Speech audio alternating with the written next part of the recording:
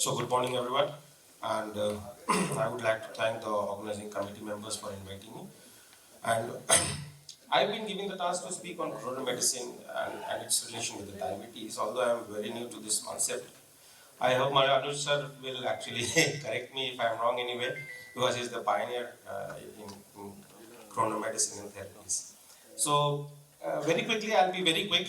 I'll not waste the time. So, we all know that the types of diabetes, the pathophysiological concepts behind the type 1, type 2, and gestational diabetes. What are the risk factors? One of the most common and major risk factors could be actually obesity, the old history of cardiovascular diseases, hypertension, PCOD, physical inactivity, and family history.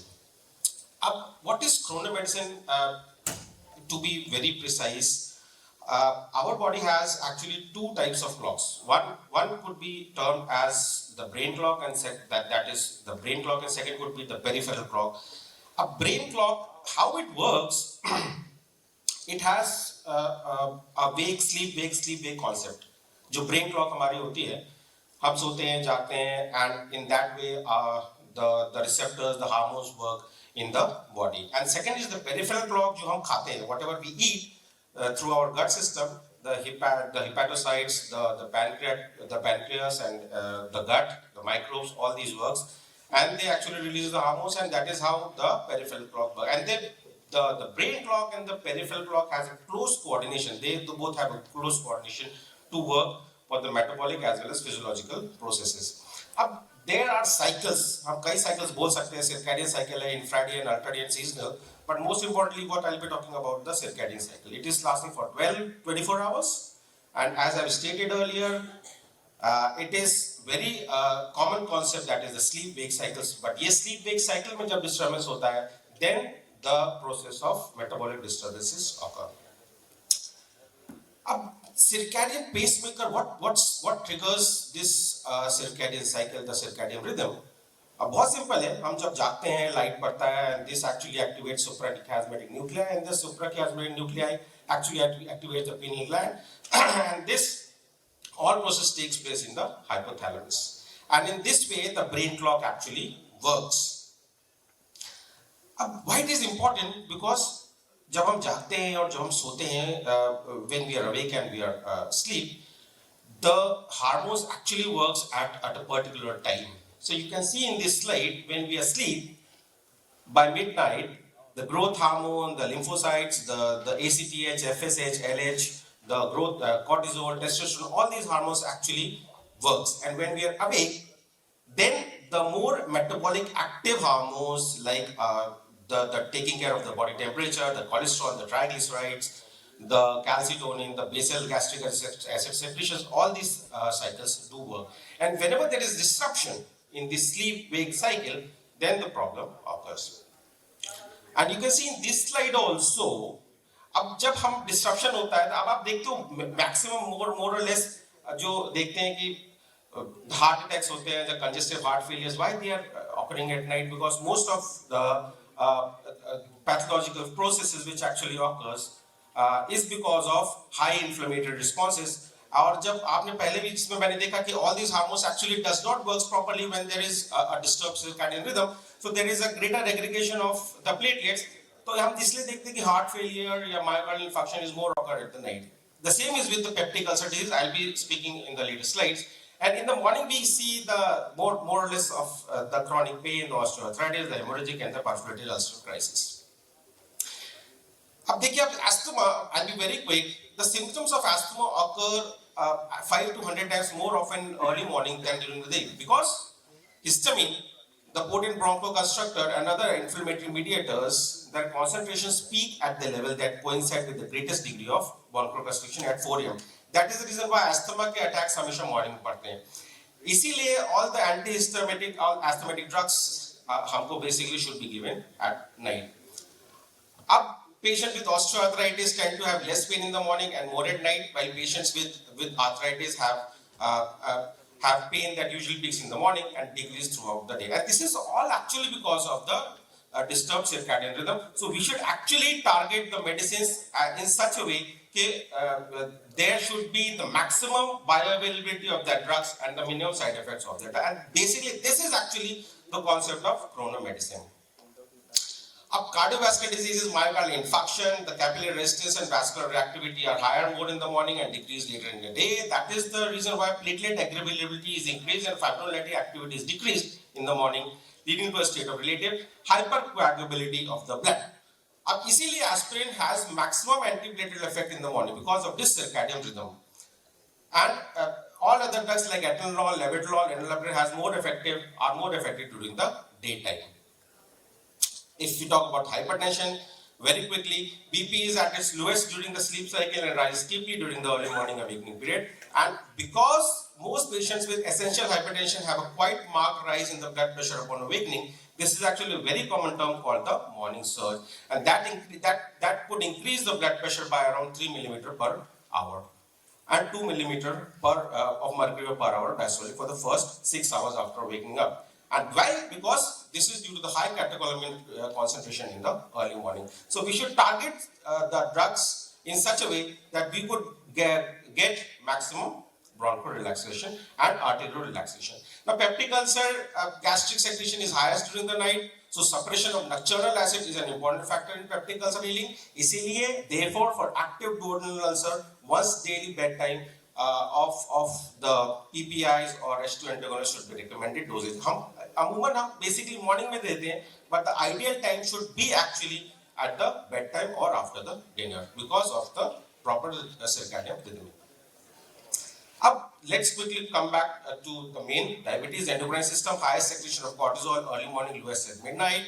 GH peaks during sleep. Testosterone peaks early morning. TSH peaks at midnight. And corticosteroids given at single morning dose cause less pituitary adrenal suppression. But more importantly, growth hormone peaks during sleep.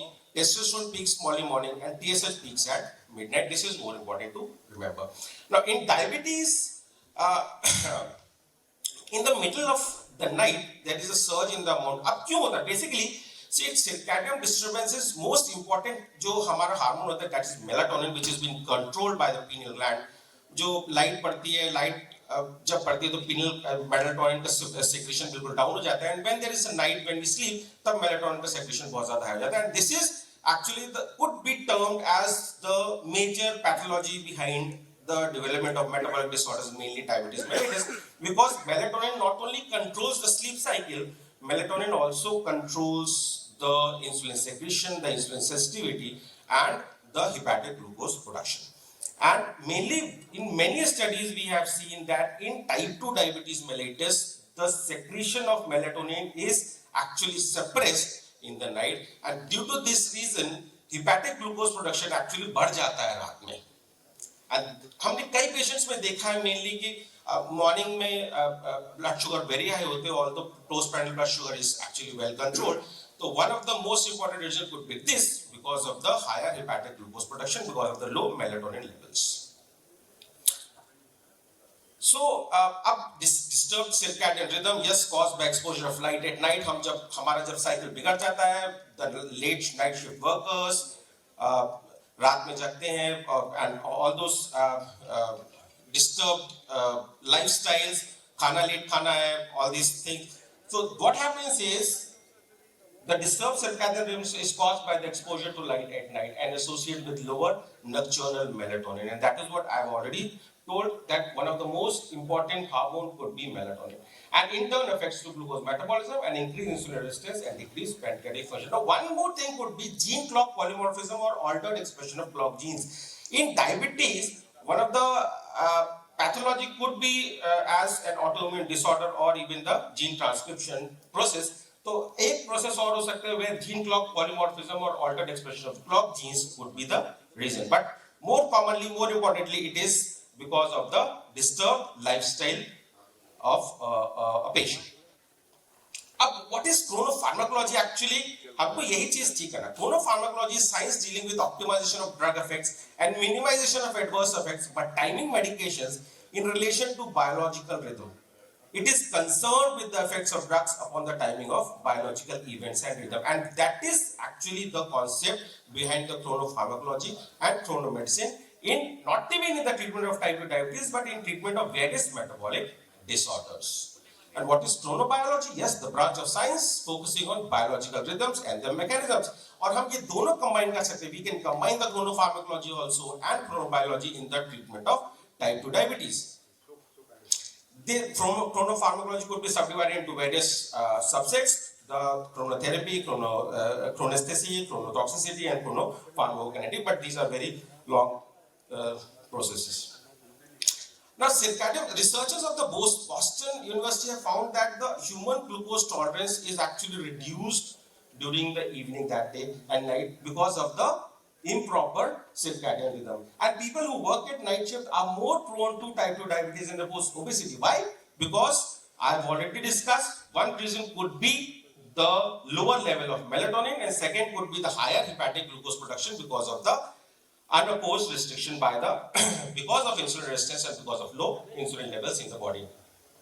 And it showed 17% higher glucose levels, including lower glucose tolerance in the evening than in the morning. And there are ample of studies done to prove that the body's disturbance in the body's circadian clocks actually causes the higher insulin resistance and higher insulin resistance and lower insulin secretion during the night and day patterns. And it has been added that the body's circadian cycle actually gets disturbed by almost more than 30 to 40% whenever a patient or a person actually takes the dinner after 9 p.m. or after 10 p.m. And that study has been a very landmark study to prove that because of the late intake of the dinner, the insulin resistance actually increased by almost 40%. There have see, all these things are well aware that disturbed in the circadian rhythm actually disturbs the blood glucose. But how could we treat? अगर एक कोई shift worker है, उसका the disturbed cycle है, lifestyle है, late dinner है, late night जागता है, what could we do? The first thing, very importantly and very commonly we actually discuss in each and every conference is take care of the eating, sleeping and the shift work. Binge eating nahi karna hai. Try to educate those patients to take very less food in the night and take the major food in the morning at the breakfast and the dinner. And this could also be termed in a very commonly way as intermittent fasting, because taking a dinner way before 7 p.m. could actually well take care of the higher levels of insulin resistance and higher levels of hepatic glucose productions in the night. And it has improved in the studies that those persons who take that dinner before 8 p.m. actually the insulin sensitivity improves by 9% and insulin resistance decreases by almost 11 to 12%. And that could also be termed as one of the major benefits in management of type 2 diabetes. अब हमारे पास drugs हैं. What are the two main drugs which actually the two main drugs are metformin and pioglitazone. And from my opinion, these two drugs are very wonder drugs, because यही दो drugs हैं, though these two drugs are actually could be termed as an insulin sensitive drugs. Both drugs are insulin sensitizers, and managing type 2 diabetes with these two drugs could be very beneficial. How to time those drugs? Yes, there are controversies कि metformin कब देना चाहिए, pioglitazone कब देना चाहिए, but they are actually insulin sensitizers. So more or less, metformin and pioglitazone could be given at any time of the day. But whenever if you see there is a fasting, higher levels of fasting glucose, then metformin could be given at a higher dose at the night and a lower dose at the morning, because these are insulin sensitizers, and because of the low melatonin levels and higher hepatic glucose production, metformin हम रात में देते हैं तो insulin sensitivity could be improved, and thereby we can control the fasting blood glucose also. But we have to look at the phenomena also, the dawn and the somagai phenomenon, why it is ये दो pathological process we also should have to take care. Pioglitazone also, yes, pioglitazone is the most potent insulin sensitizer, and how to give? The same way you can give at any time of the day, but half-life of pioglitazone is almost 11 to 12 hours, so they can be given as a twice daily dose also. But there are controversies that pioglitazone beyond 15 mg is controversial, but still I do prefer pioglitazone as a dose of 30 milligrams also, and I have got the wonder results. And then I'll be very quick. Now, the ideal characteristics of chronotherapy, these are non-toxic within approved limit of use. Yes, take care of the sleep awake cycles, take care of the food intakes, take care of the drugs whichever a patient is taking, should have a real-time and specific triggering biomarker for a given disease state, should have a feedback control system, easy to manufacture at economic cost, and easy to administer into patients in order to enhance compliance with dosage regimen. Now, advantages, yes, drug free, सिर्फ lifestyle change करना है, drugs का timings भी change कर सकते हैं, but more or less the insulin sensitizer drugs are such drugs that they could be given at any point of time. It is more effective when a person sleeps for several hours, yes, and chronotherapy patients often fall asleep, that this improves their condition and confidence as well. Now, disadvantages, it develops a non-24-hour sleep-wake syndrome after treatment as the person sleeps for over 24 hours. See, I have not discussed all these things, what is actually chronotherapy, but इसमें हम patients को whatever we do is we try to create a proper circadian rhythm by giving that, prompting that patient to take a proper sleep around 8 to 10 hours. But what happens is, it develops a non-24-hour sleep-wake syndrome after a treatment as a person sleeps for over 24 hours during the treatment. ये होता है, but I have not discussed all these things. But yes, एक proper circadian rhythm हम बना के we could actually treat the basic metabolic disorders. Thank you. Sir, I would like to conclude the session only with 2 comments on your presentations. That you have again proved that the old dictum of having breakfast like a lunch like an ordinary man, and dinner like a beggar still holds true. And number 2, there is another very good insulin sensitizer, that is